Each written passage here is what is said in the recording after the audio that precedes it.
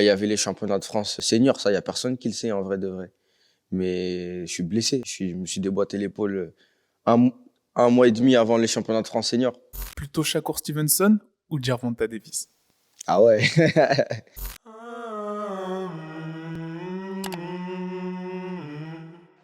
Alors salut Chris, comment tu vas? Ça va et toi? Ça va super, ça va super. Aujourd'hui, on va parler un peu de ton parcours, Ça marche? ce qui se passe et faire un petit quiz à la fin. Alors, première question, où est-ce que tu as grandi? J'ai grandi au Muro, moi. Le noblard est l'un des sports les plus durs que je connaisse. Qu'est-ce qui t'a donné envie de commencer la boxe et à quel âge t'as commencé? J'ai commencé la boxe, j'avais 8 9 ans. Et c'est mon grand frère, Warren Sabé, c'est lui qui m'a emmené à la boxe. Hein.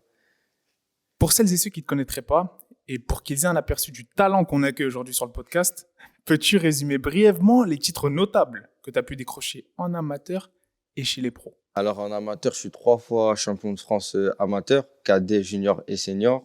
En professionnel, je suis 3 fois champion de France pro. Je suis le plus jeune à avoir fait le plus jeune champion de France professionnel et le premier boxeur à avoir fait champion de France amateur, senior et champion de France professionnel la même année. Je suis le seul à l'avoir fait en France et je suis 2 fois champion WBC francophone. Incroyable, incroyable. Quand je regarde tes combats, je suis impressionné par ton style défensif, mais en même temps très agressif et ta capacité de contre. Un peu à la Floyd à ses débuts. D'où te vient ce style de boxe? C'est un style qu'on a travaillé en vrai. Parce qu'avant, moi, à la base, je suis un contre-attaquant. Je suis quelqu'un qui recule beaucoup et j'attends. On va dire, je provoque l'attaque de l'adversaire pour pouvoir contrer derrière. Et avec, je pense, avec l'âge, la maturité et aussi comment dire, la diversité des adversaires, on n'a pas eu le choix de devenir attaquant.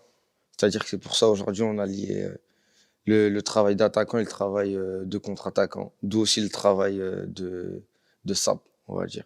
Bah oui, parce que c'est vrai que c'est pas un style qui est très commode à la française, on va dire.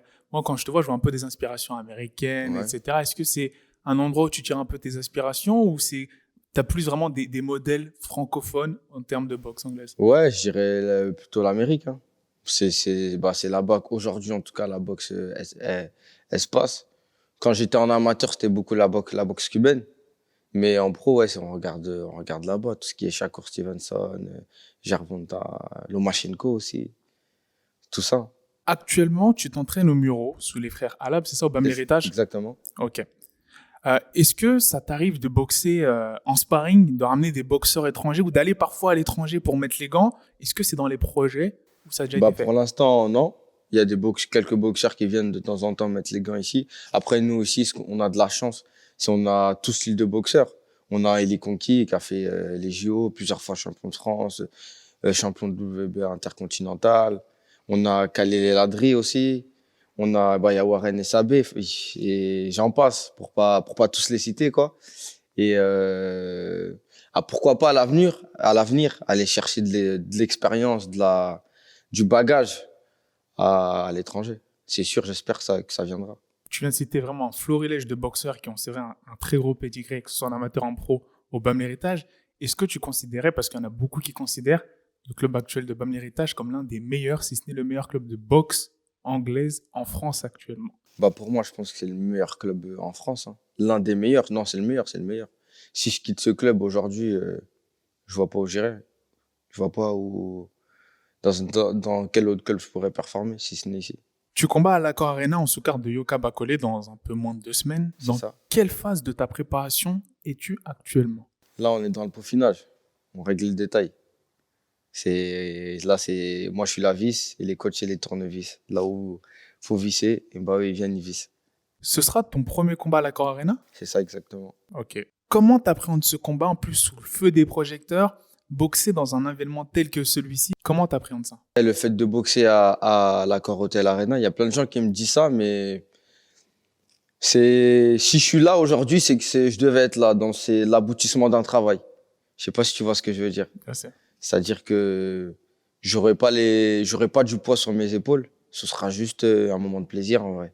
On est là, on est dans une grosse salle, en direct sur Canal+. C'est là qu'il faut kiffer. Tu es d'accord avec moi ou pas? Ouais, excellente mentalité, excellente. Alors là, on va faire un travail de visualisation comme j'aime le faire avec les fighters Ça marche? que je n'interviens en général, tu es dans le vestiaire 10 minutes avant de monter sur le ring. Ton échauffement est terminé, ton cœur bat son plein, prêt à faire ton entrée. Qu'est-ce qui se passe dans ta tête à ce moment-là? Quelles sont tes émotions? Quelles sont tes intentions? 10 minutes avant de monter, quand l'échauffement il est fini, Quand l'échauffement est quand l'échauffement il est fini, je suis en tension. Mais parce que moi, je criais juste avant, dès que mon échauffement il est fini, on a fini, j'ai mis ma tenue et tout.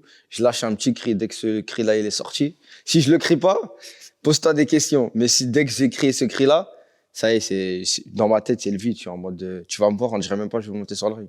Je suis serein dans ma tête, ça y est, c'est parti. Ça t'est déjà arrivé de te retrouver dans une embrouille en dehors des rings, que quelqu'un te cherche les problèmes sans savoir que tu étais un boxeur pro? Non, jamais, hein.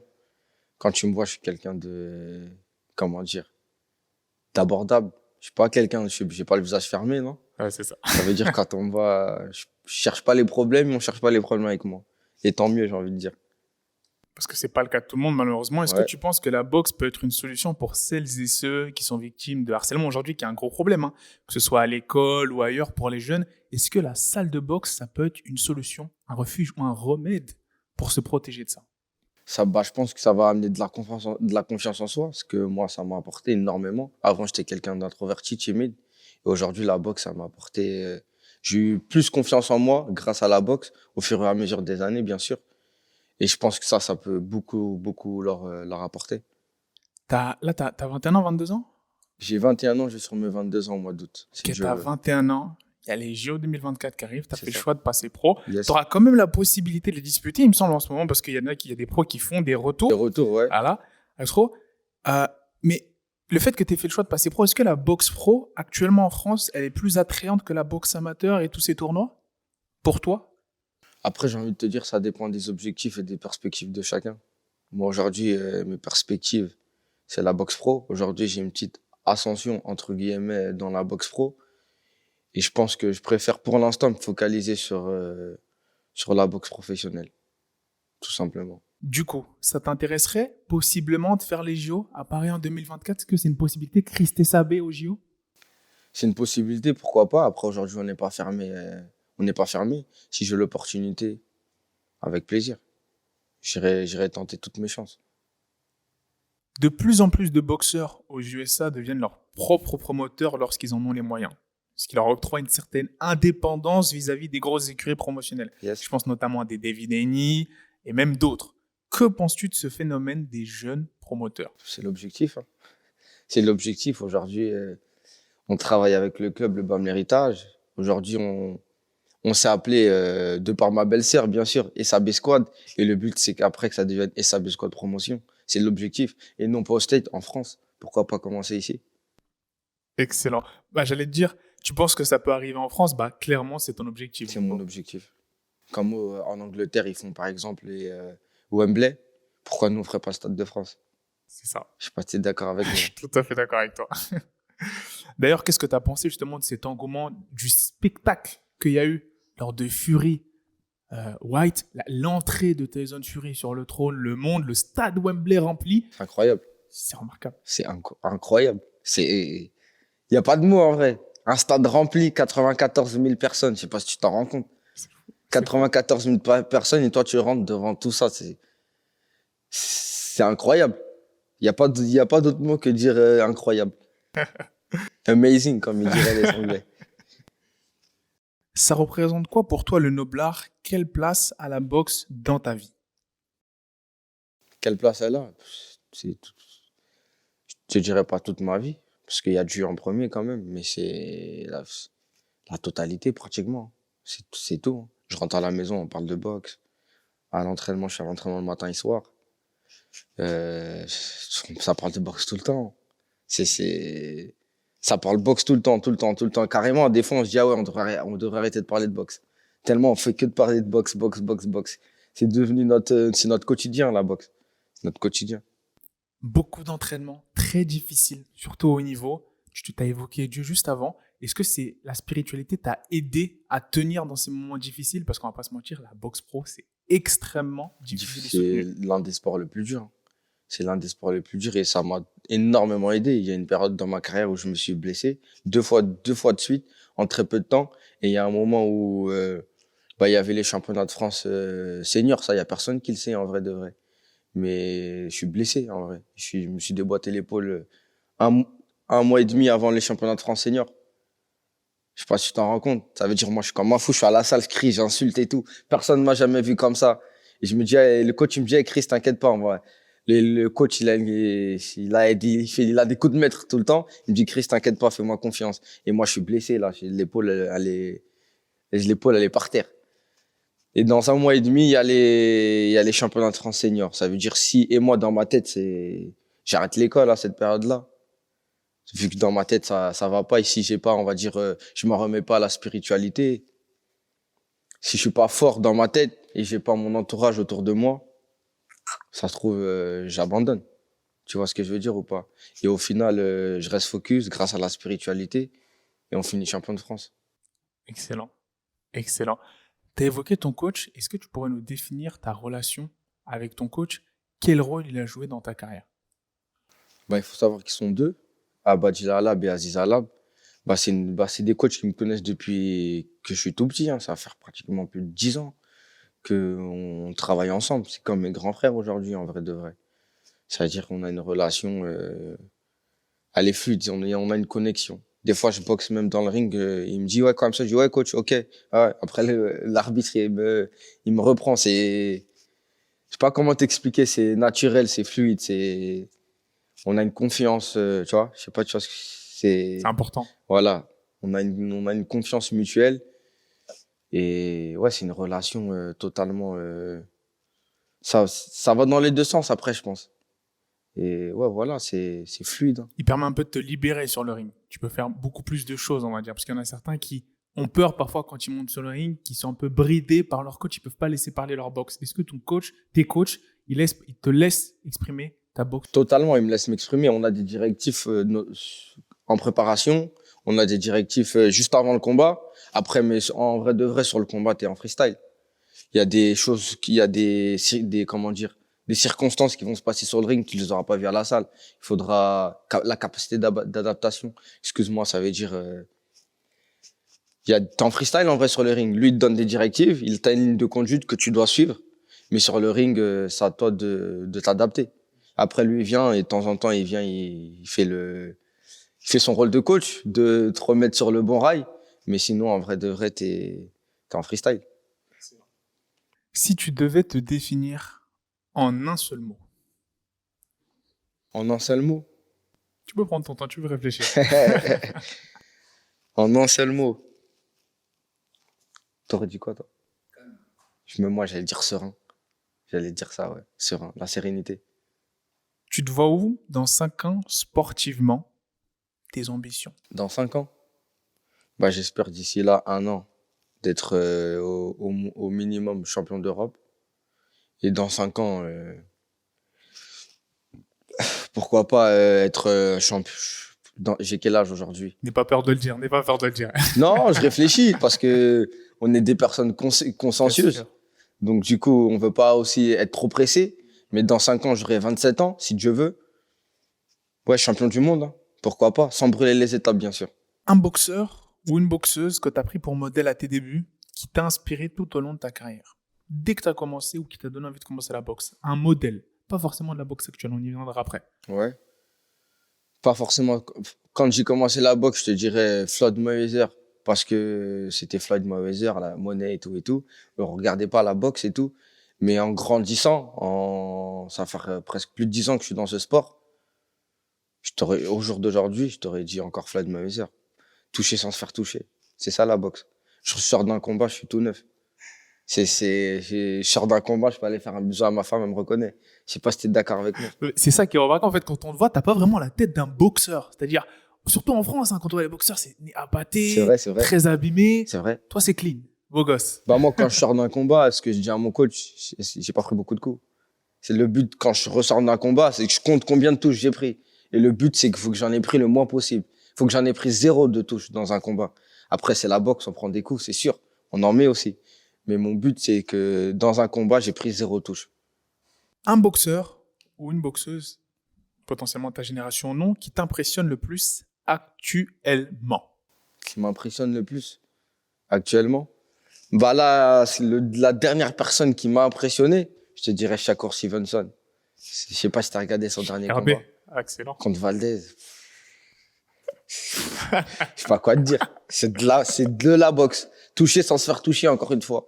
Le travail de jab, les esquives derrière. Et comment il t'a rendu Valdez nul. Alors que Valdez, c'est un très bon boxeur. Et comment il te l'a rendu zéro. Lambda, on aurait dit un boxeur amateur face à un pro. Exactement. C'est la dernière personne. Et c'était simple, efficace. Il n'y avait pas de fioriture, il n'y avait pas de... Ouais, la dernière personne qui m'a impressionné, c'est Shakur Stevenson. Excellent. On arrive dans les 2 dernières questions de l'interview de la première partie. Avec l'essor grandissant du MMA en France, ça t'arrive d'en regarder parfois? La boxe en France? Du MMA. Du MMA en France? Avec l'essor du MMA, des arts martiaux mixtes en France, est-ce que ça t'arrive d'en regarder parfois? Bah, en ce moment, on en regarde plus vu qu'on s'entraîne avec les frères Lapillus. Donc, du coup, automatiquement, ça nous a rentré dedans dans le MMA. Donc, on en regarde plus aujourd'hui. On regarde les frères Lapillus. Quand il y avait Ngannou Gane, il y a ça aussi, car il y a une petite hype qui est arrivée en France. Exactement. Avec Ngannou Gane. C'est vraiment vrai de vrai à partir de là. Ça a vraiment venu. Ouais, c'est vraiment venu. Sinon, à part ça, est-ce que tu avais un fighter, que ce soit aux États-Unis ou en France, qui te donnait un intérêt, qui t'intriguait pour ce sport ou pas du tout? Sans te mentir, je te dirais non. Je te dirais peut-être vraiment vite fait parce que à l'ancienne, avec mes frères, on jouait à UFC. Du coup, des fois, quand ça passe sur l'équipe 21, on allait... Non, pas l'équipe 21, c'était quoi? C'était RTL 9, je crois. Exact. RTL 9. Ça passe sur RTL 9. Du coup, on regardait de temps en temps comme ça, mais on n'était pas penché là-dessus. Ouais. Du coup, là, c'est ma dernière question, mais ça t'intéresserait pas d'en pratiquer pour voir un peu ce que ça donne dans un avenir? Parce qu'on voit qu'aujourd'hui, en termes financiers, c'est vrai qu'il y a un peu plus d'argent qu'à injecter. Il y a beaucoup d'argent qu'à injecter dans le MMA assez rapidement. Je dirais pas plus que dans la boxe, mais assez rapidement. Est-ce que ça t'intéresserait peut-être pas de faire une transition, mais d'en pratiquer potentiellement à côté? Je te dirais aujourd'hui, à l'heure actuelle, je gagnerais plus d'argent en boxe qu'en MMA. Donc, je resterai en boxe. Clairement. Et ouais, non, ça m'intéresse pas. Moi, je préfère le noblard en vrai. Le noblard. Tu t'as vu, je voulais dire la belle boxe, mais je t'ai dit le noblard. J'ai même pas fait exprès. C'est excellent. Là, on va passer au quiz 10 questions. Okay. Tranquille, pour la raison. Ça marche. Alors, première question. Plutôt Shakur Stevenson ou Gervonta Davis? Ah ouais. Par sa dernière prestation, Shakur Stevenson. Plutôt Muhammad Ali ou Tyson Fury? Muhammad Ali. Là, on parle série. Plutôt Power ou Murder? Ah ouais. Ah ouais, c'est chaud. Ah, je te dis Power. Power. Là, on parle musique. Plutôt rap FR ou rap US? Rap FR, moi. Ok. J'écoute un petit peu de tout, mais rap FR. Du coup, plutôt Future ou Fally? Fally. Plutôt Caris ou Kofi? Kofi. Hein. On revient sur la boxe. Plutôt Canelo ou Bivol? Canelo. 10 fois. Plutôt Yoka ou Bakole? Yoka. Et enfin, dernière question. Plutôt Tacos 3 viandes ou Pundu Madesu? Pundu, moi c'est Pundu, hein. Juste hier j'en ai tapé. Pundu, hein. Fort. Bah écoute, merci, la petite interview est terminée. Merci à toi. C'était un plaisir. Yes, on te souhaite un partagé. gros courage à Accor Arena. Merci. Yes. I'm so mean, I make medicine sick. Give me 5, give me 10, call me daddy.